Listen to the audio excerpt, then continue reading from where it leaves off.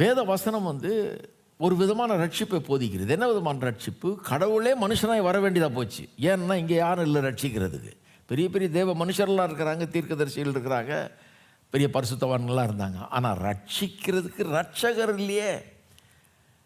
ஒரு ஆள் தம்முடைய ரத்தத்தை சிந்தி மனுக்குலத்துக்கு பதிலாக ஒரு மனுஷன் மனுக்குலத்துக்கு பதிலாளியாக ஒரு சப்ஸ்டிடியூட்டாக அவர்களுடைய ஸ்தானத்தில் அவர்களுடைய இடத்தை எடுத்துக்கொண்டு அவர்களுடைய தண்டனை ஏற்றுக்கொண்டு தம்முடைய பரிசுத்த ரத்தத்தை, குற்றமற்ற பாவமற்ற மாசற்ற ரத்தத்தை சிந்தியவர்களை மீட்கணும். இதுதான் ரட்சிப்பின் வழி. பாவம் ரத்தம் சிந்தது இல்லாமல் பாவம் மன்னிப்பு இல்லைன்னு சொல்லிட்டார் கடவுள்.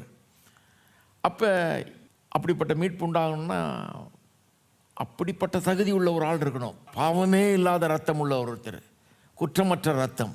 அதுக்கு எங்கே போகிறது? அதனால தான் அவர் வர வேண்டியதாக போச்சு. இங்கே யாருக்கும் குற்றமற்ற ரத்தம் கிடையாது. அப்போ இன்கார்னேஷன், மனு அவதாரம் அவசியமாயிடுது.